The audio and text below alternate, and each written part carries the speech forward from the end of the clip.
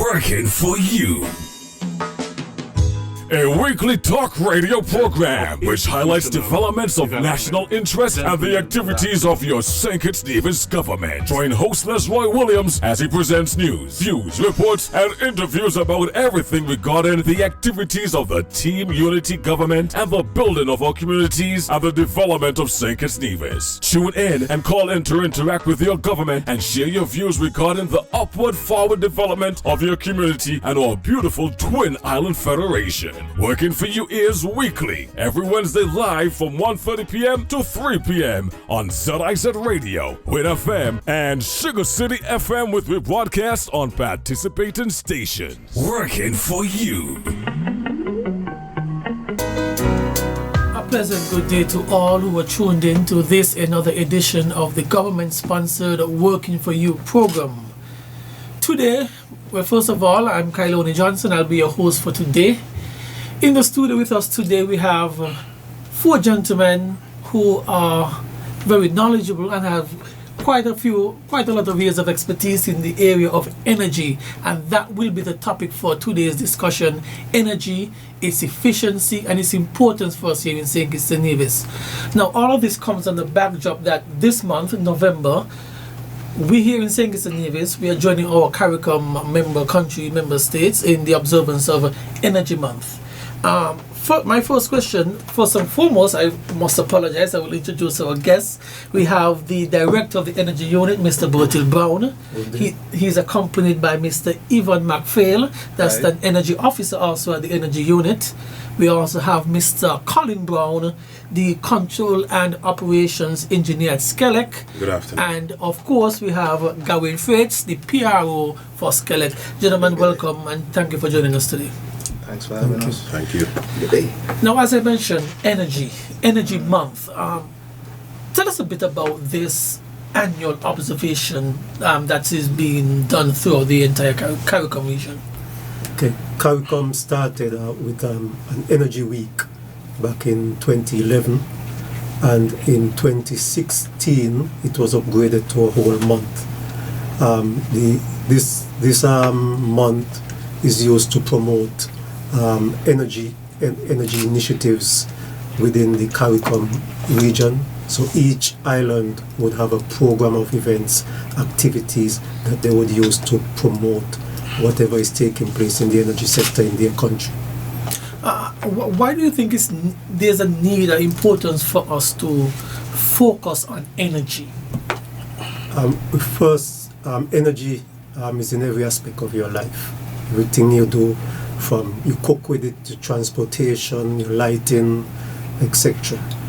It's part of your life, and a lot of people don't realize how integral energy is to your life. That's true. And the other thing, it consumes a large part of your paycheck. Okay, go on. Yes. And then the other thing with energy, the consumption of energy also contribute to pollution and to global warming, which are two big issues right now being tackled on a global scale. That's true. Okay, and the theme chosen for this year's observation, empowering people, building resilience. What's the significance behind this year's theme? Well, first, empowering people. CARICOM look at the energy sector as a means of developing the human resource capacity within the region. So one of the things we are focusing on is training. The other thing, a number of energy projects that will be coming on stream, and those energy projects would provide jobs during the construction phase and after construction in the operational phase. These training and the experience gained from working on these projects would give people within St. Kitts and even the CARICOM valuable skills that could be used worldwide. Because, as I said, energy and the energy industry is something that is worldwide now. It's very important worldwide. Okay, great. And then, yes, on the resilient part of the theme, you would be aware that all of our energy is imported, and international events like war and those things affect our energy supply, both the price, and you could have an event that could even prevent the energy from coming in, which coming in the form of oil products like diesel and gasoline. So by developing indigenous energy sources like wind, solar, geothermal, that would insulate us from those external events. The other things that you would be aware is that we have natural disasters, specifically hurricanes, and they do affect our grid. You will see the Puerto Rico grid was down for months and so forth. So since then, an emphasis has been placed on resilience. So one of the things that we are doing is trying to make the grid resilient to natural disasters, so that they're less affected by it, and when they're affected, they could be recovered much more quickly. Great. We'll get into a bit more the talk of resilience a little later on. Yes. But it's Energy Month. Of course, you guys have organized some activities. What are some of these events that will be that are going and will be hosted throughout the month? Okay. To start off, well, we had the minister opening the month on the 31st. Yes. Right, and then we went from there. We had a church service on Sunday at the Antioch Baptist Church. So we'd like to thank the folks at Antioch Baptist for welcoming us for the church service. Then we believe knowledge is king. So we believe in sharing that knowledge to the youths, because it begins with them. So we decided to have several school visits. So we go to the schools, we speak to them about some energy conservation tips and what is Energy Month and how energy works and that kind of thing. We try to keep it as simple as possible. So we are visiting about 7 schools during the course of the month. We have already done 2 for this week. We have 1 more to go, and then over the following weeks we'll just finish them off. And then tomorrow, which is tomorrow Thursday, the 7th, we'll be having fit and resilience. So we decided to use the word resilient again. We bring that around again. So we have fit and resilience session, and that session will be the yoga session. So we're having 2 fit and resilience sessions, and that session will be the yoga session. So that will be tomorrow at Flow. We're inviting persons to come up at Flow Grounds. It starts at 5, and be a part of the fit and resilience session there. It's free. And we have some refreshments there too after that. And then next week, Friday, we have another fit and resilience. This one is always soca side. So now we decided to carry up the energy level a little bit more. So now we have fit and resilience soca size, and that one is also at Flow next week, Friday, also at 5 p.m. Then on the 23rd, we have the motorcade. We're going around the island. We're going west, because Carnival is also having their motorcade that day. So we decided to start ahead of Carnival. They'll be heading west, so we'll be heading west ahead of them. We'll be joined, not that time.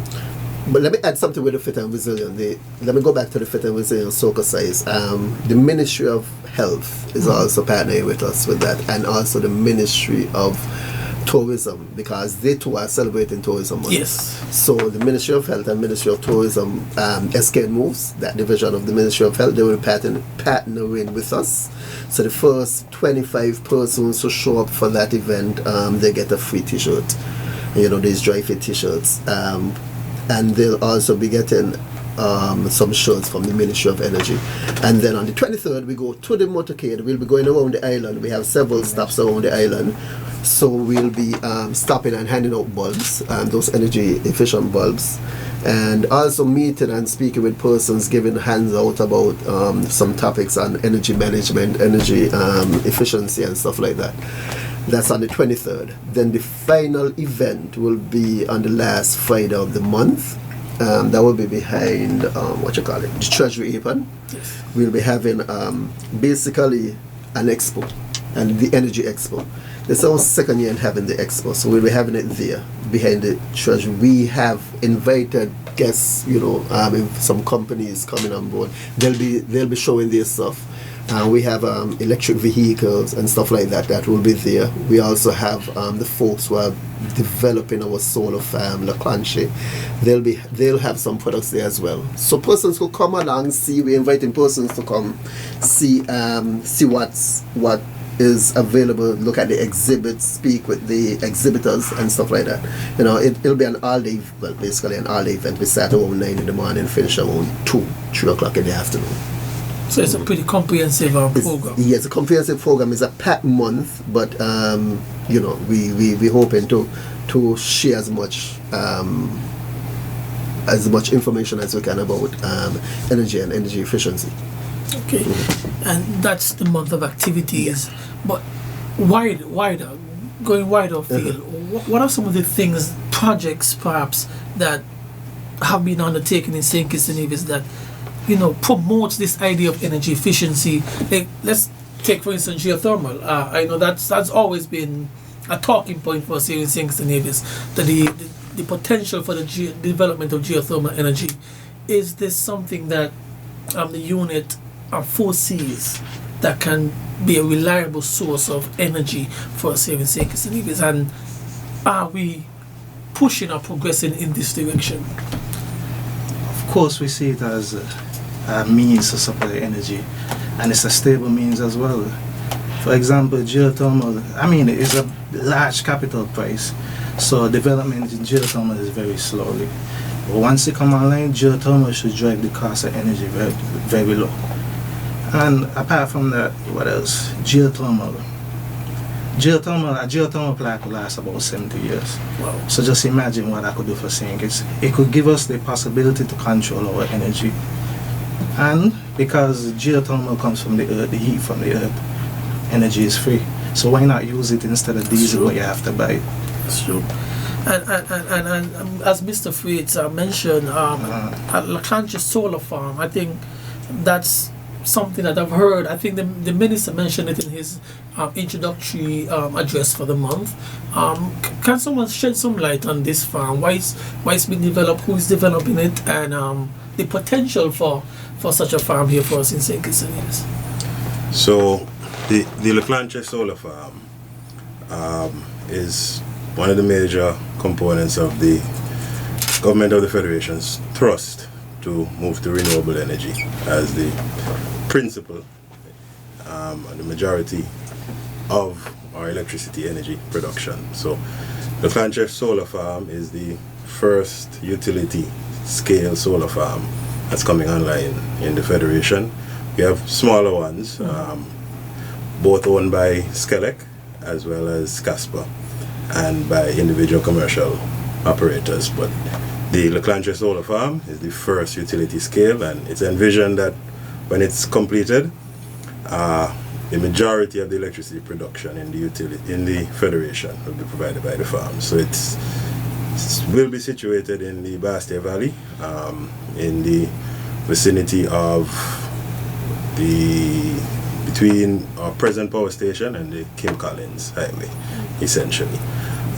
It's being developed in a partnership with La Clanche. Essentially, they operate and own the facility, and they have a sell and buy agreement with Skelec and the Government of the Federation for the electricity they produce. So the work, the construction on that project is already off the ground. It's already. And I'll defer to Bertil on the details of the timing. Preliminary designs and exploratory work in the valley have started. I'm made to understand that groundbreaking is imminent. Can't say.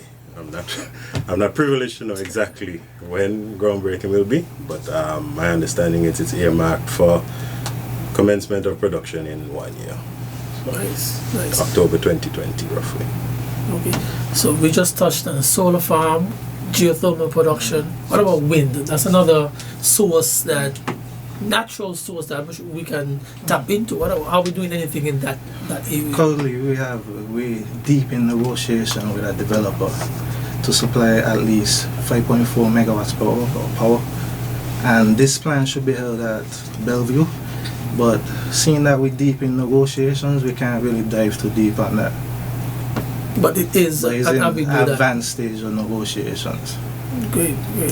So we have solar farm being works and solar farm being thing. We've talked about wind energy and also geothermal. When we get all of these components clicking, operational, what does that mean for the ordinary man, the ordinary Joes of the me, the you? Or what does that mean for the people? Like Mr. Brown mentioned before, if all these sources are being online, all these generating assets, right, that'll mean new careers for citizens of the country. I mean, we empowering them, fixed price for energy as well, and we're gonna meet certain goals when it comes to greenhouse gases as well. Imagine that we reach the point that we don't have to import diesel for electricity. That means we're in control of our energy needs, and if we're in control of our energy needs, we're in control of our development as a people as well. That's a very important point. One that I think needs, the people really do need to hear.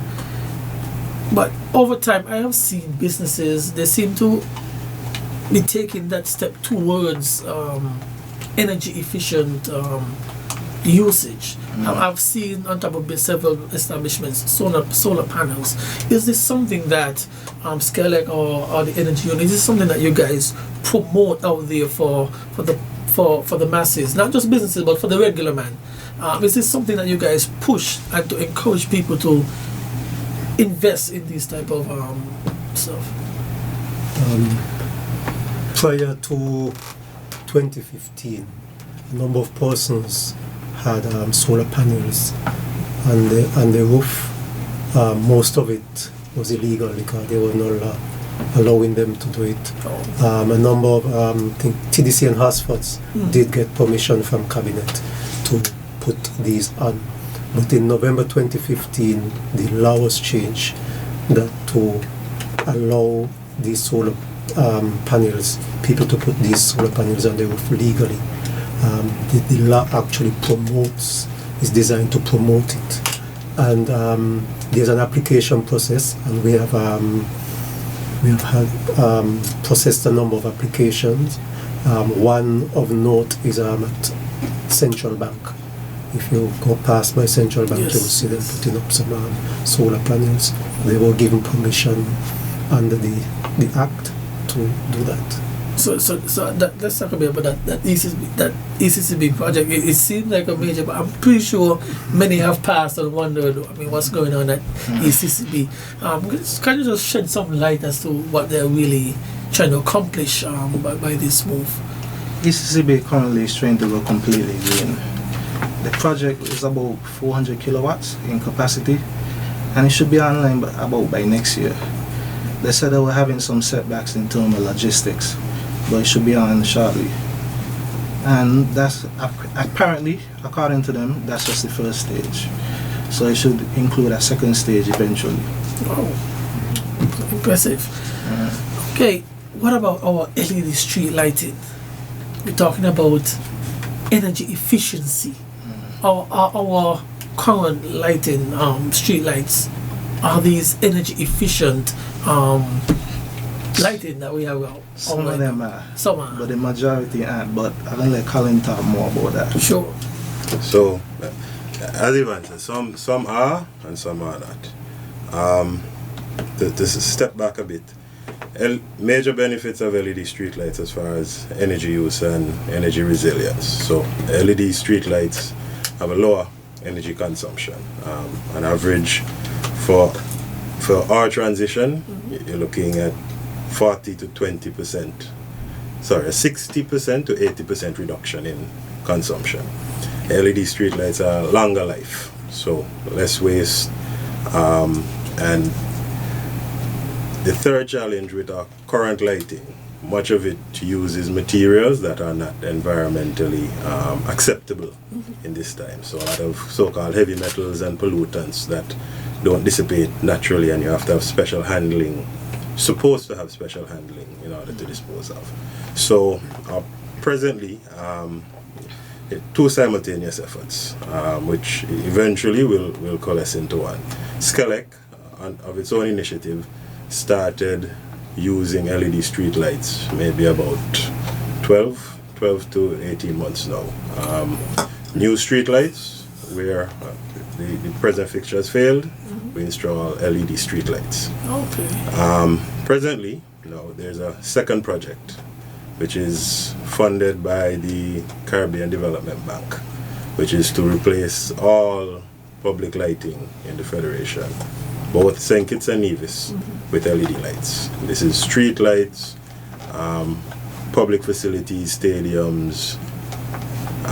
Nevis has actually commenced the installation. The first shipments of lights have been received. Nevis commenced the installation, I would say, about 2 weeks into it now. And the intention is that St. Kitts will start rolling out the LED lights as well. So at the end of the day, there will be no non-LED public lighting in the Federation. For some who might be a bit ignorant on LED, and someone like me, I hear the term LED all the time. What does that actually mean, and how is it better from what we had before? So LED stands for light emitting diode. Light emitting diode is an electronic device that when you apply electricity it produces light. In the same manner, bulb is another device that when you apply electricity to it produces light. Advantage of LED, it takes less electricity to produce the same perceived brightness of light. And one of the ways an LED cuts waste is by not producing as much heat when you produce the light. So, for example, in a studio like this, you have a variety of choices for lighting, and some would make us much more warm and uncomfortable than others. In the same manner, we have other types of lighting that are specifically, we desire the heat to warm foods, incubators and such. So there's different types and technologies of lighting. And as far as public lighting, where the world is moving to, is LED for the benefits that more of the energy is actually used to produce light, visible light especially, and not as much goes to invisible light or infrared light, and also heat.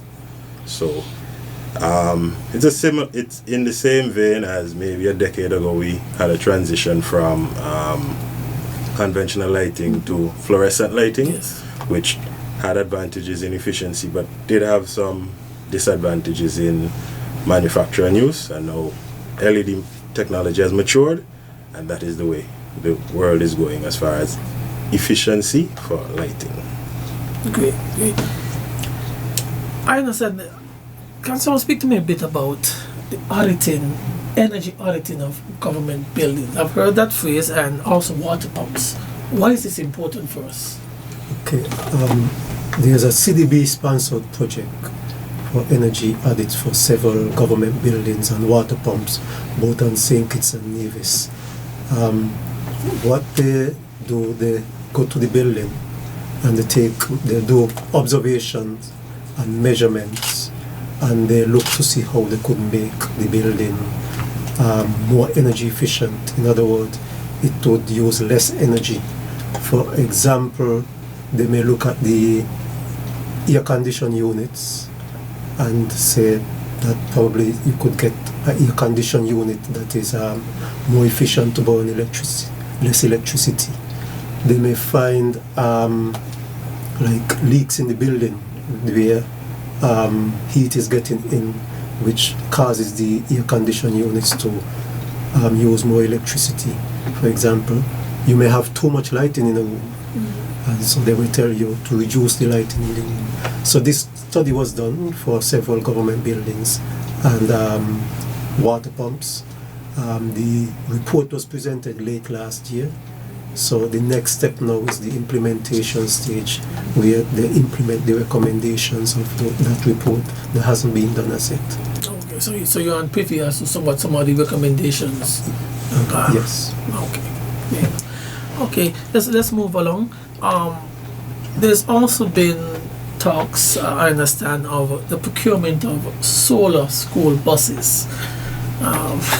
We've heard of electric cars and stuff. Solar school buses. speak to us a bit about this initiative. Currently, we have a funded program funded by the Italian government, driven by FICs, to have a pilot program is basically testing of electric school bus to see if we can make that transition. As you said, like I mentioned before, we're trying to reduce our dependency on fossil fuels. So if we could test this program and see that it's viable, economically viable, for us to move in that direction, that's the whole point of this program. Okay. Okay. Just want to remind everyone that you are tuned in to Working for You, and to be a part of this program, of course, it's an interactive program. We have our guests here who are from the energy unit as well as from SCELEC, and they're talking to us about the importance and effectiveness of energy for saving St. Kitts and Nevis. To be a part of the program, you can call the telephone numbers 465-2555, or for our overseas or international listeners, you can contact us by dialing 718-577-2916. Okay, now back to the program. We spoke about businesses adopting more energy friendly usage in terms of solar panels and stuff. But what about the ordinary man? Are there things that we can do that might not be as costly, that can help us consume less energy or move towards that energy efficiency tag that you guys are promoting? Yeah, there are many things you could do. First of all, the government has a program right now that it gives out LED bulbs. So you could come to the ministry, collect these energy bulbs and replace your old bulbs with these LED bulbs, which should lower your use of energy. Also, I have companies like TDC, Quartz, I don't know about Hasfords. They supply AC units now with inverters, which should be about at least 20% more efficient. So 20% more efficient, that means 20% less energy use. So those are some of the appliances. What about just normal tips, turning off lights? For sure. I'm pretty sure some of us are always guilty of, rushing out to the house, leaving on your lights and stuff like that. So are there any other tips? Just say the ministry actually has a flyer that has tips for saving energy, conserving energy. When we visit the school, each student actually get one of those flyers, and if you want those tips, you could visit the ministry and you'll get a copy of them, and we will have them at the expo and at different events, so they will be there. Okay, but taking the initiative to the schools, it was primary schools, primary school. So you guys decided to start at the grassroots level. How responsive were they? How have they been to the information and knowledge that you guys have been imparting to them? Dealing with children is always quite how should I put it, interesting, because you would think that they aren't aware, but they're very much aware. They're very much aware of what you're saying to them. They understand. Once you bring it down to their level, they understand, and the questions they ask are very insightful, to say the least. They're very, very insightful. Sometimes they cause us to think. But what we've learned from doing these exercises is that when you explain something to a child, the child usually would take that home and get the rest of the household to do it. So it's always easier to deal with them at that age and get them in an early practice and early habits of doing things the right way. So that was the real drive behind going to the schools and telling the children about energy efficiency and energy efficient practices, because we know for sure once we get them on board, it's easier to get the parents on board, because then they would go home and say, we have to do it this way. Let's save money, we have to do it this way. Let's try this and try that. And as I say, sometimes they even give us some ideas to come back. So when we do it again the next time, we try it a little bit different, how we go back and we discuss it and be like, wow, we didn't think about it this way. So it do be quite interesting, and it do be quite informative, not just for the children, but for us when we go out and do these visits. So you guys also learn from them? We do learn from them too. Okay, great. currently, of course, many would know that the government is undertaking a comprehensive road rehabilitation program. Some have seen the skeleton trucks on the side. Many would assume that you guys are placing lines alongside the road. We've all heard the talk when, there's a storm, electricity is gone. You say, well, why they don't put these cables on the ground? Is this an idea or an initiative that Skelec is promoting, pushing, or thinking about doing? Skelec is promoting, is thinking. And to put it in perspective, St. Kitts, more so than Nevis, St. Kitts has a considerable proportion of its electrical network underground. If we consider the utilities performance during Hurricane Irma and Maria, relative to some of our neighbors, Antigua, Montserrat, St. Martin, the continuity, the availability of electricity in some areas throughout both storms is in large part due to the investment that has been made many years ago in putting a considerable part of the network underground. And that is there's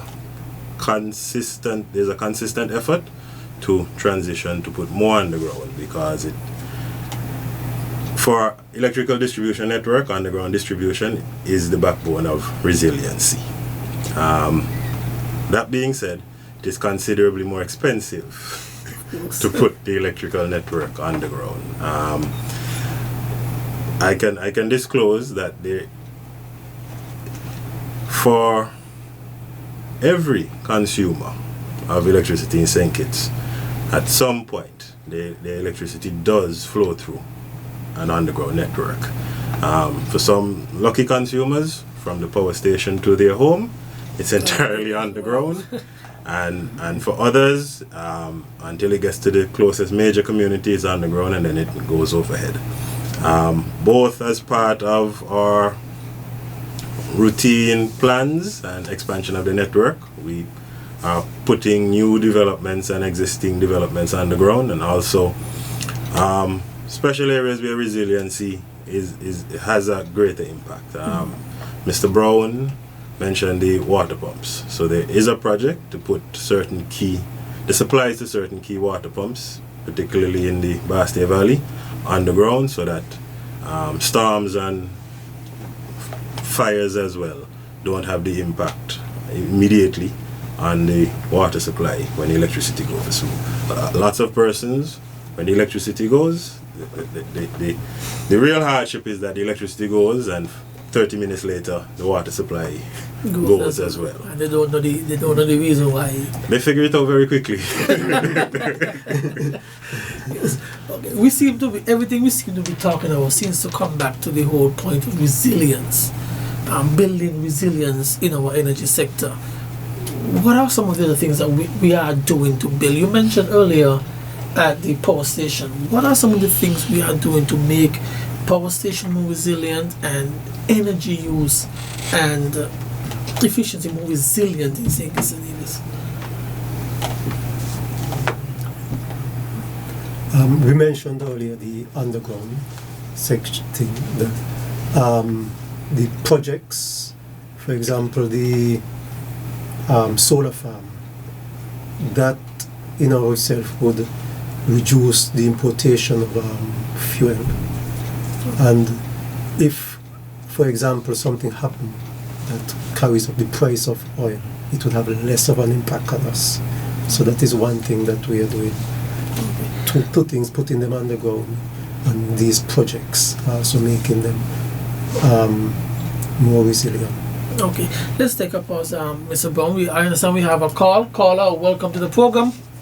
Good afternoon to your host, and good afternoon to your very special guests. Good afternoon, sir. A very good program, and let me commend Skelec for their energy efficient drive. But the question I would have asked, when all of this happened, would electricity rate goes down? Would it stay the same? And lastly, did I heard someone said that if you're going to put up solar panel, you have to get permission by law. I listen off here. Thank you. Thank you very much, caller. So you guys can respond to the caller? Okay, let's address the solar panel issue. You have to get permission in that we have to, SCELEC would have to do an inspection to make sure that it's correctly wired when you connect to the grid so that you don't cause any damage to the grid. It's not a process to deny you or stop you from putting on the solar panel. It's just a safety procedure. Okay. In terms of the electricity rate, none of the projects that we are undertaking, whether it's energy efficiency or new renewable energy projects, none of them are designed to increase the price of electricity. Okay, I hope that answers your questions, caller. And thank you very much for calling. And we can go back to the talk of resiliency. But before we do that, there's a development of a regional energy efficiency building code. Can someone speak on this and its importance to this whole idea of energy efficiency in our CARICOM region? It's very important because it'll set the standards of how buildings, government buildings in particular, should follow this, should save energy. For example, changing the way you use cooling, changing your cooling technologies, whether it's by installing a complete system or installing mini-split systems with inverters. It also deals with other things like ventilation, pumping, lighting. For example, changing our lights to LEDs. That's very important as well. Who's promoting, undertaking, leading this drive?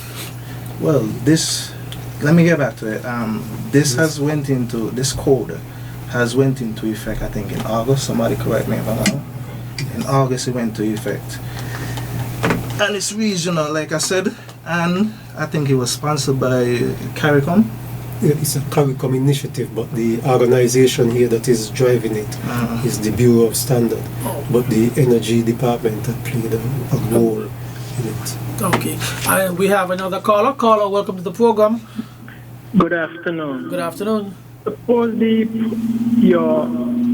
one moment.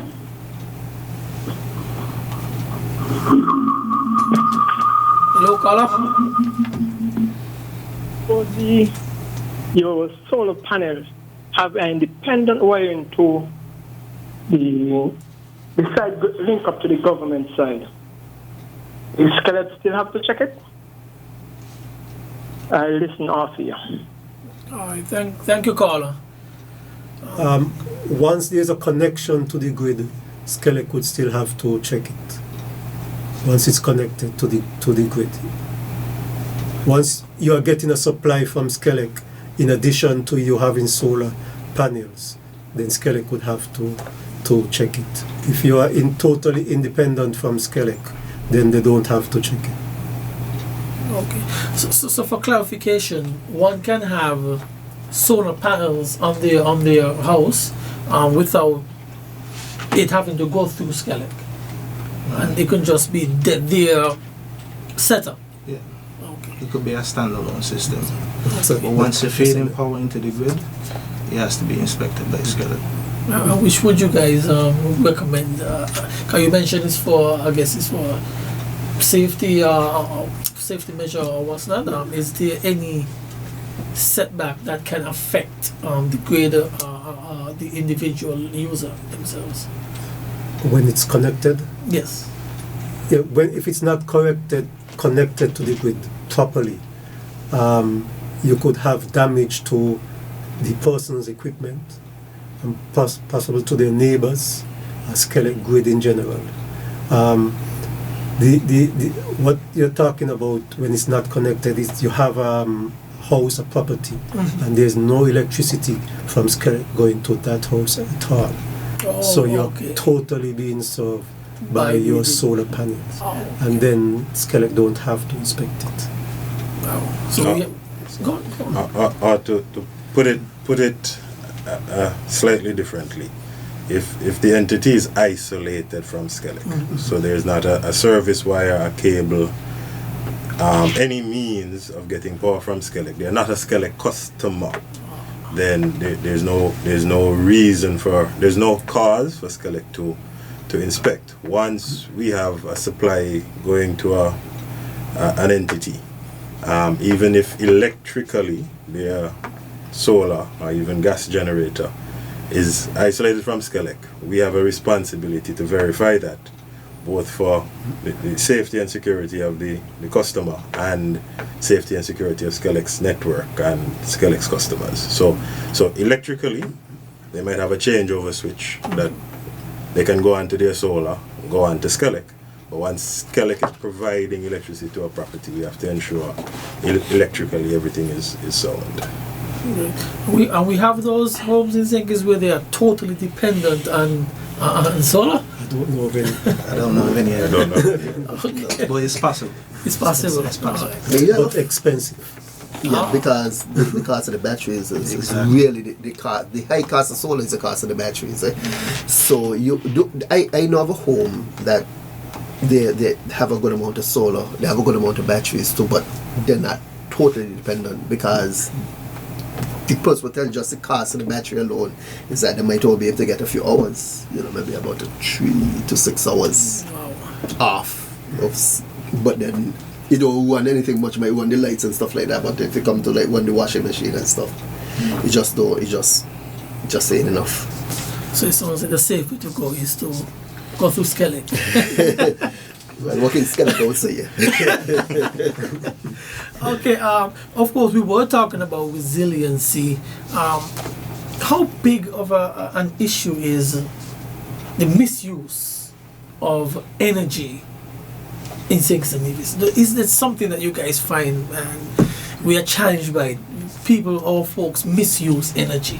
How big of a challenge do you think that is in St. Nevis? I think one thing that we really do have an issue with is the lights on the football field or the basketball courts. Those are the biggest misuse, to me anyway, when it comes to persons using energy. I mean, it's just ridiculous. Sometimes you pass by and see them have them on, and they don't realize that each light is 1,000 watts. Some of them have 4, some got 6, some got 8. They got 8,000 watts. So that's that's a lot of energy just burning there for an hour. It's 1,000 watts per hour. So that's a lot of energy. And so a lot of time we ask persons to really do turn back off the court lights and the ball field lights when they finish. Because they really burn a lot of energy. That's my biggest that's why I think is, for me anyway, it's one of the biggest misuse of power on the island. Well, isn't there any way you guys can regulate that by installing, I don't know, some usage timing or something? Years ago they had what was it? A meter with a coin drop thing that you put in and whatever. One way we were looking at it though is by using the smart meters and then having the smart meters and regulated, because we could switch them off or switch them on certain times. That is something we have thought about, sit down and look at, but we're gonna have to look at it some more.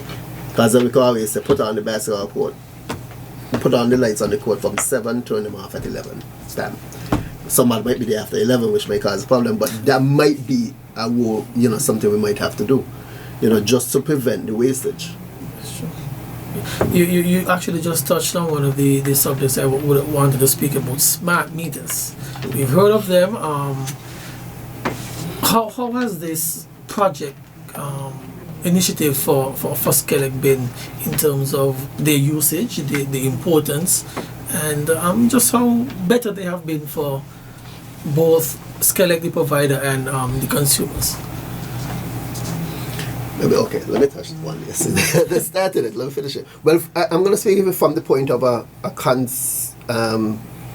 the technical advantage, not the technical points, but like for us, when we started installing this project, we started about 3 years ago, maybe 4 years ago, and then we about 90% finished. Well, into it. It's mainly, we are doing it mainly from the single phase side, which is like the homes and the small commercial areas, not the 3-phase spat, but we have smart meters installed. The advantages to us is that we're able to read the meters remotely. That's the biggest advantage. So instead of us having to send out meter readers to read the meters, we literally are able to read the meters remotely. So that information is sent from the meter to the concentrator, which is like a box we have on the post with the transformers, from the concentrator to our billing system. So that's how it is. Bam, bam, bam. So it just comes in, it gets read every night, every day, a couple times a day sometimes, and that information comes in, goes into our system, so that way we could do a lot of billing. We could bill faster. Persons who persons who are moving out, like those students when they move out and they want to do a quick bill read, we could literally double check and verify that the information is correct, because we could either request a read from the meter and that kind of stuff. So that's the advantage of us having smart meters from that point of view. I mean, and then going down where we want to go, the role of prepaid electricity. That's the big advantage now, which we haven't fully launched yet, but we do have it open for persons to join. So prepaid electricity, another advantage for persons. Well, another advantage of us is at Skelec using smart meters. I mean, you can touch on a topic saying prepaid electricity and not going into details. We have phones. We heard of prepaid phones. Prepaid electricity. What exactly is this system? Okay, it's like it's like the phones, whereby a person top up their phone and they have X amount of credit. Prepaid electricity is the same way, with the difference is that whereby most of the time when you top up your phone, they might tell you it's for 3 days, 30 days, 10 days, whatever. With prepaid electricity, it's for life. However long it takes you to use off that amount of money, that's how long it lasts. So if you top up and $100 does take you 10 days, it take you 10 days. If it take you 30 days, it take you 30 days. Take you 45 days. It all depends on your usage, because we're charging you per use, because that is what it is. It's per use. It's not per time span or whatever. It's per use. So that is how prepaid electricity works. That's the short form of it. We're branding it as Power Up. Oh, that's the Power Up. Yeah, that's the Power Up. So we branded it as Power Up. So it's like when you sign up for it, we don't have to change the meter or anything like that. Everything is done behind the scenes, whereby we just go and we'll switch your meter to prepaid from the computer. And then we are able to, you as a customer you're able to see your bill in real time. You're able to see, like, yesterday I used $12, day before I used $11, whatever the case is. What can I do to lower it? That kind of stuff. So it actually helps you, and that comes a lot with energy management, because it actually helps you to manage your energy, because you're able to log in and see it. You can manage your energy a lot better. You can manage and as Bertil said earlier, when you're managing your energy, you're managing yourself economically too. Because if you could save energy, you save some money in your pocket, and that's what it is. So what we've realized is that persons who have been on prepaid VFC, they are able to bring their bills downwards, because they're able to realize this. I don't have to spend $500, $300. I could probably, let me see what I can do to spend $250, because you're seeing it real time. Mm-hmm. So you're seeing your spending habits every day real time.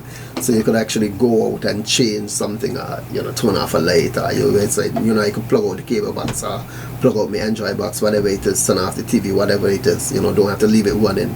So those little habits that you practice with prepaid, because you don't have to wait till the end of the month to get a bill to see it. You're seeing it real time. That way you're now able to say, okay, I could save. So I pushed it a lot, because I use it, so I pushed it a lot, and I really would like more persons to really do join prepaid, because it benefits, and it also benefits a lot to persons in apartments, Okay. To persons in apartments. So instead of them having to come in and fill out the form, get a bill at the end of the month, that kind of stuff, just pay for it in advance, they use it. If they have to leave, they just run out or whatever they want to do, and they're gone. They don't have to pay a deposit and stuff like that. Once you're on prepaid, you don't pay a deposit, versus having a bill at the end of the month whereby you have to pay a deposit.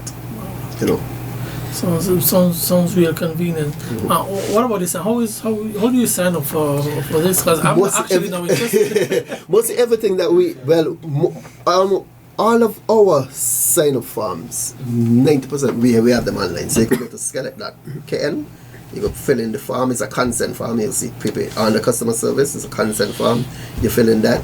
Or you just come into our store, come in down on Central Street, and you just fill in the information, and you're ready to go. Everything is done digitally. So you fill in your sign, we make the switch, and you're good to go. It happens right there. Like literally as soon as it's complete, you get a notification on your via email, so it's on your phone or whatever, saying that you are now a prepaid customer. Welcome, bam bam, and it's done.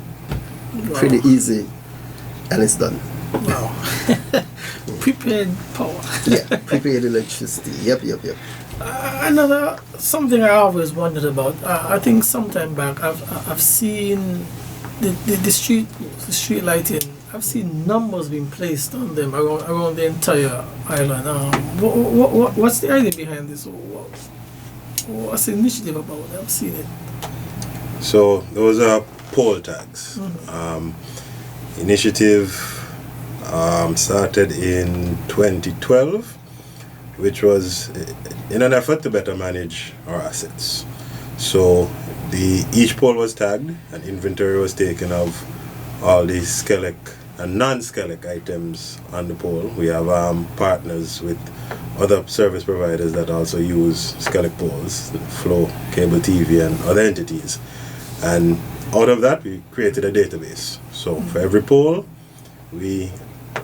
at the completion of the project, we'll be able to reference the tag to see what devices are on the pole, and also when customers have issues, they can reference the pole tag to allow us to fulfill whatever service request they have. Okay, good. What about, I know, well, we're still in the hurricane season. I know Skelec has undertaken some clearing of wires, particularly those trees lying over some of their wires. Is this an initiative, a program that you guys still practice regularly around the country?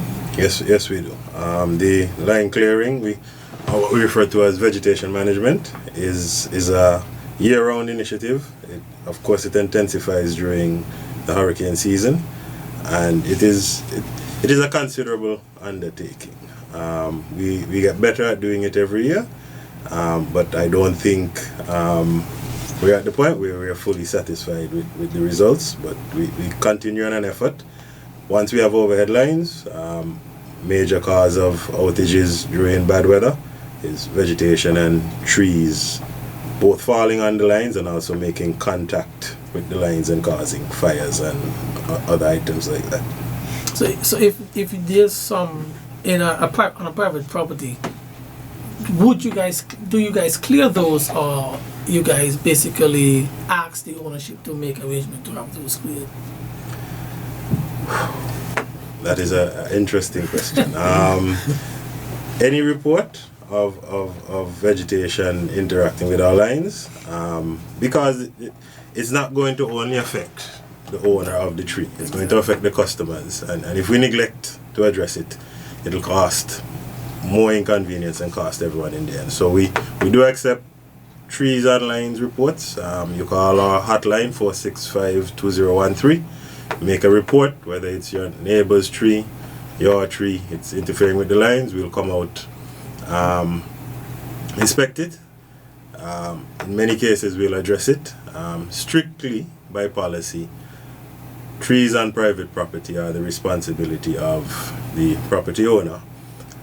It is within the Electricity Act that we can request that the property owner address it, and if they neglect to address it, Skelec can address it at the cost of the property owner. But in any case, the priority is security of the distribution system, so we will not address a tree because it's on private property.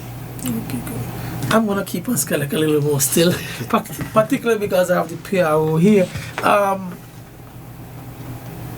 People don't like to hear power outage, especially planned power outage.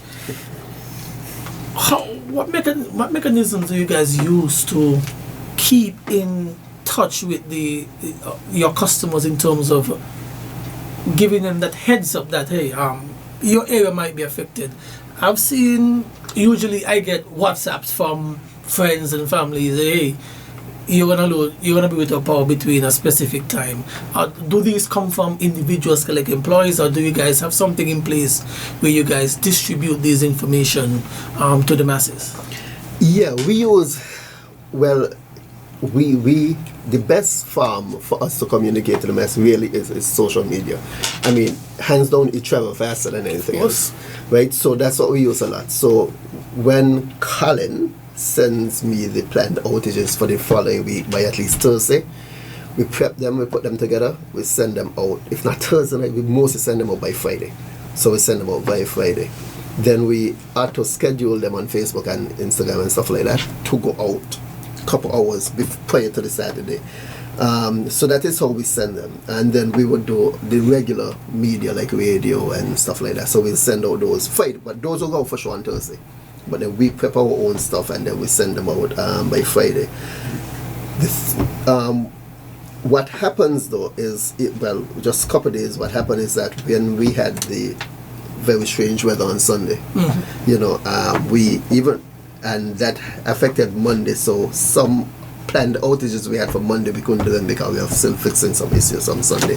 So sometimes that would things like that would happen whereby we'll have a planned outage, somebody will call and say, wait, you had my area plan, like it happened Monday, so what they call, you had my area plan, I realized it didn't go out, but another area is out and stuff like that. So but what we do, we have the emergency notices that we'll send out to say, okay, these areas will be out and these areas will be out for so long. The issue that we have though is that a lot of time we aren't able to say how long, immediately how long an area will be out, and that does be the fight back we have with the public. That to me is one of the negative thing, but we can't really say, and Colin will tell you, it's kind of hard to say immediately looking at the far unknown, okay, area just went out, and being able to tell the public, you'll be back in 3 hours, or you'll be back in an hour, whatever, unless they go out and they literally find the fault and address it.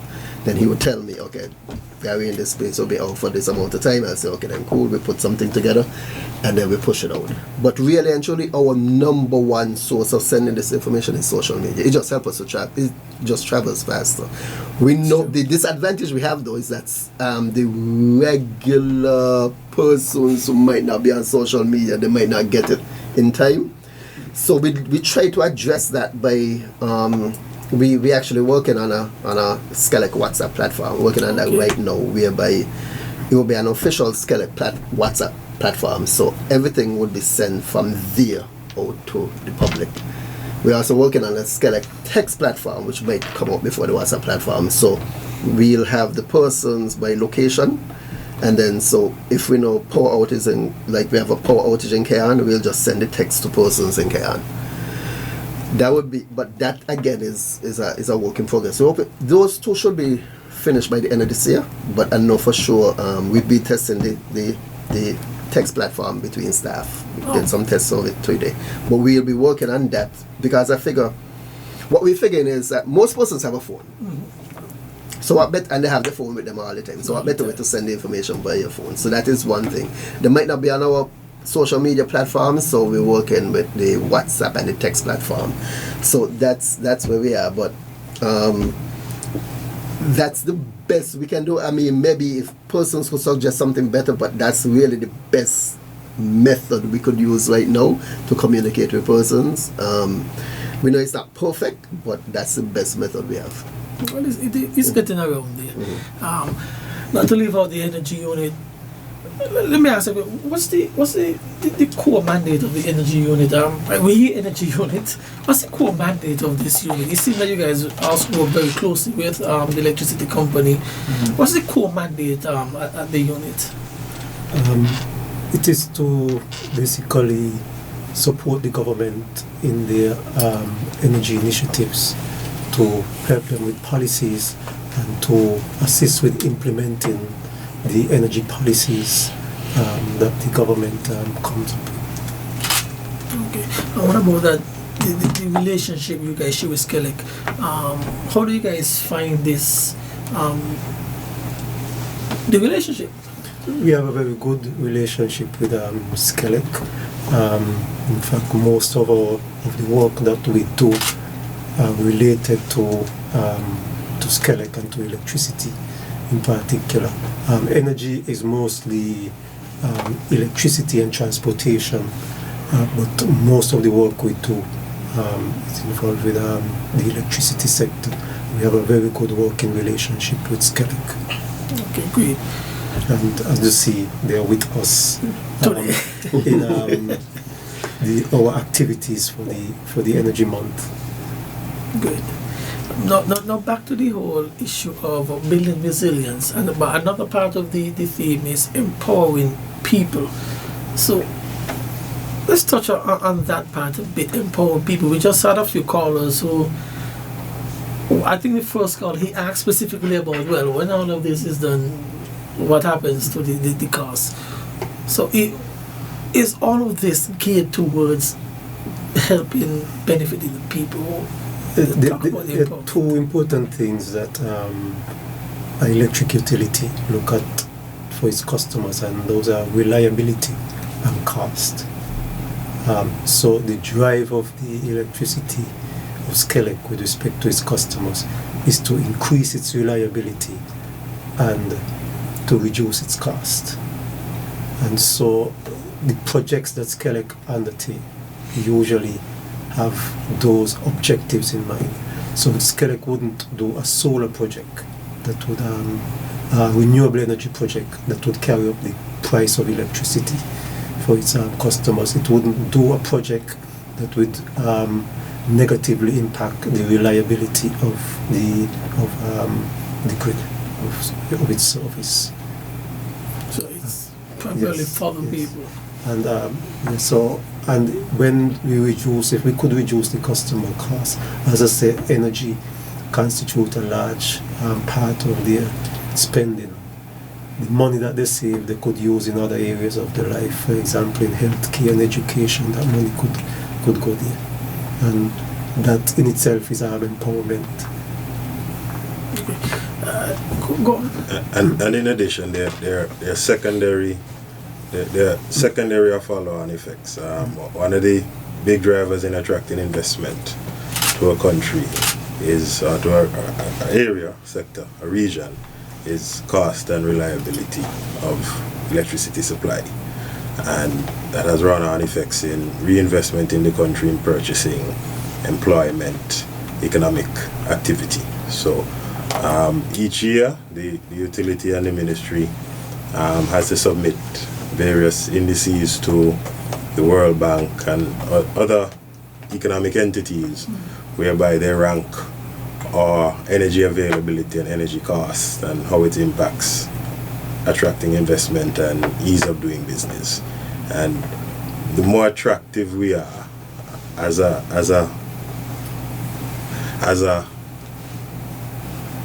the more attractive we are to investors, the more it benefits everyone in the country.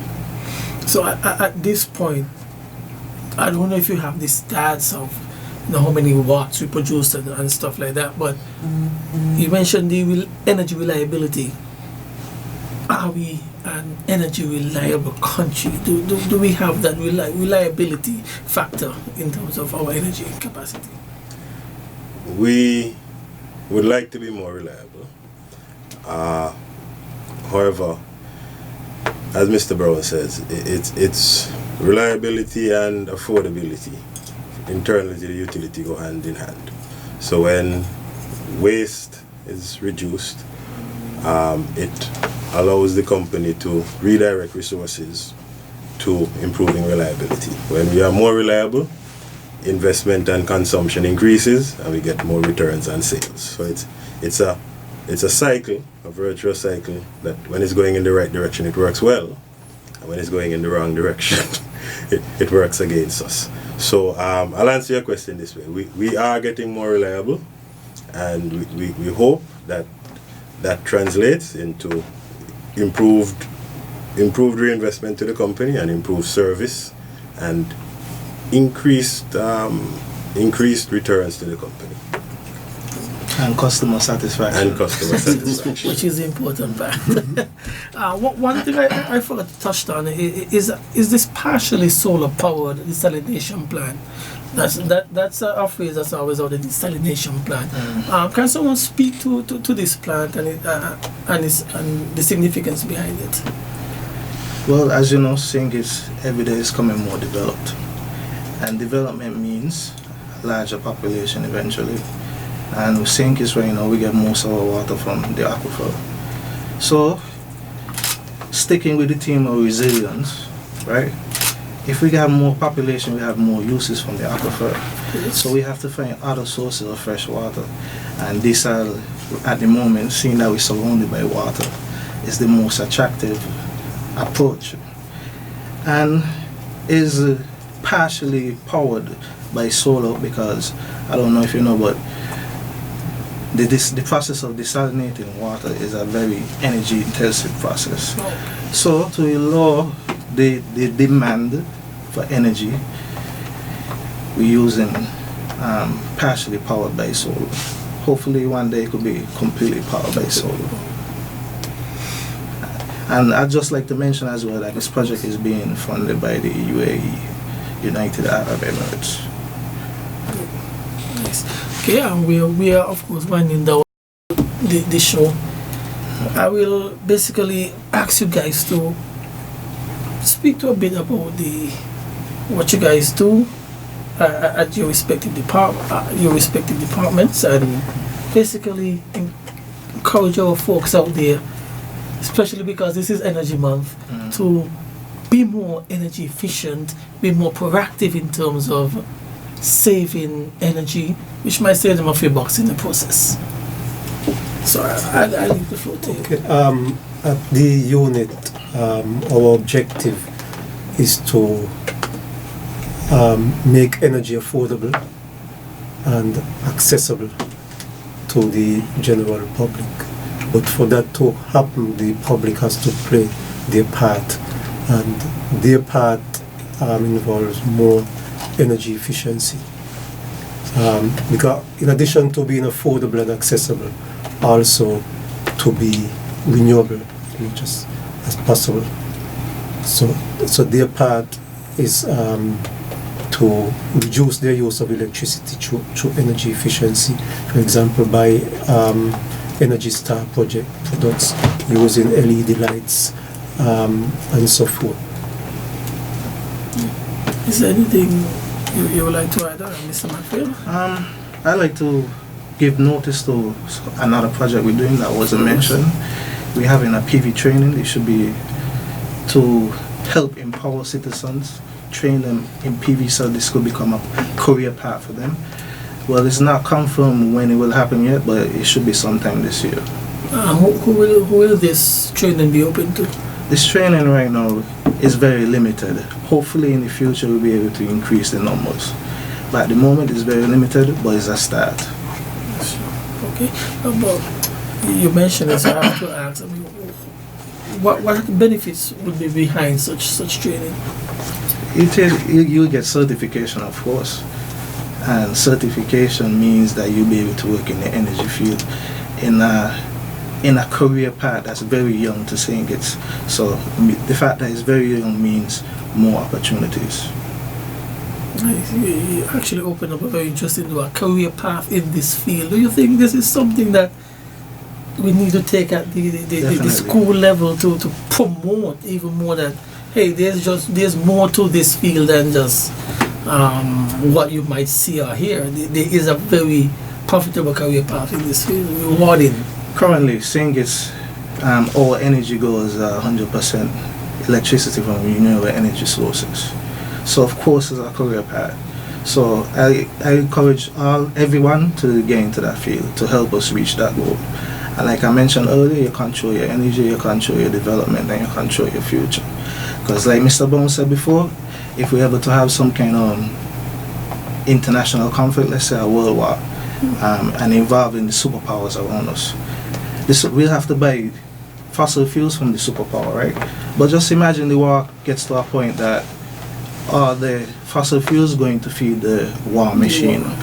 What will happen to us then? We go dark. And can we survive like that? We can't survive like that. The coals. Okay. Mr. Brown, is there anything you would like to add in terms of encouragement to people? I mean, you're one of the guys out there in the field who see exactly. You have very hands-on as to what's going on out there. Is there anything you would like to say to the people? Skellec's motto is reliability with responsibility. Electricity is a widely accessible form of energy. It's very convenient, and when used correctly, it's very safe. We want to encourage reliable, responsible, and safe use of electricity. We encourage all our customers. We appreciate their patience for the inconvenience caused when we do have outages.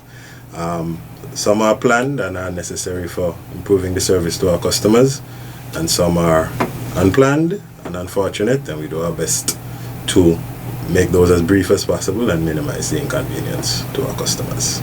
I'm pretty sure they appreciate hearing that coming from you guys. Mr. Face, while you add your two cents, you could also just remind us of some of the activities that are still to come as part of Energy Month. So, something you asked, even a question whereby you said about the, is it really worth it getting involved? And it is. Being the only non-engineer on the panel, right? You realize it's actually worth it for if schools especially to really push hard at their STEM programs, because it's really where the world is going. It's actually really the way the world is going, and with all these let's call them common attractions of the solar farm and wind farm and all this kind of stuff, it'll be really essential when you have the persons working there from here. It's just added benefit of knowing, because then you kind of be like, okay, well, this belongs to me kind of thing. So they'll have a.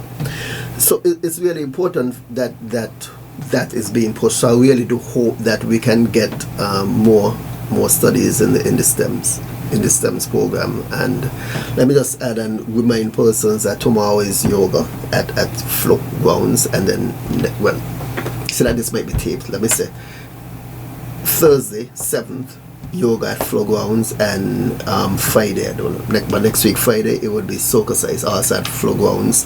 The motorcade will be on the 23rd, going around the island, and the last Saturday we would have the last Friday in the month we'll be behind the Treasury Apron for our energy fair. So we're just inviting persons, just come out, take a listen, see what's going on, see what new is coming up when it comes to energy, because they're gonna have a lot of stuff that's there that you might not have known, and see how else you could get involved in it, because the energy field is really a good field to be in. Can I join the motorcade? Sure. Yeah. It's open. Yeah, it's open. It's open. Yeah. Join the motorcade. Okay. You don't want to join the Fit and Resilience? I'll think about that. I have 2 days. I have 2 different days, so I'll think about that one. But I want to thank you guys for coming on and sharing this information on this very important topic of energy resilience, building resilience in energy, and its efficiency and importance for saving things and things. Thank you guys once again for joining us. Thank you. Thank you. And with that, we conclude another edition of Working For You. I was your host, Kailoni Johnson. Join us again next time. Thank you.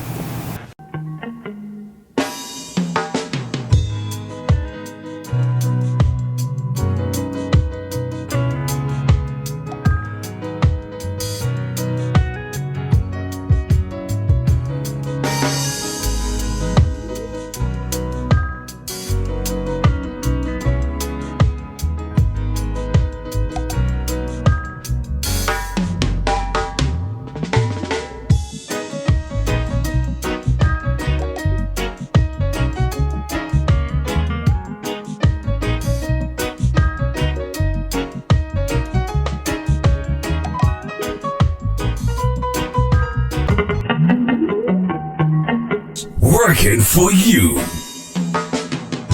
a weekly talk radio program which highlights developments of national interest and the activities of your St. Kitts Nevis government. Join host Lesroy Williams as he presents news, views, reports, and interviews about everything regarding the activities of the Team Unity government and the building of our communities and the development of St. Kitts Nevis. Tune in and call in to interact with your government and share your views regarding the upward forward development of your community and our beautiful Twin Island Federation. Working for you is weekly, every Wednesday live from 1:30 p.m. to 3 p.m. on ZIZ Radio, Win FM, and Sugar City FM with rebroadcast on participating stations. Working for you.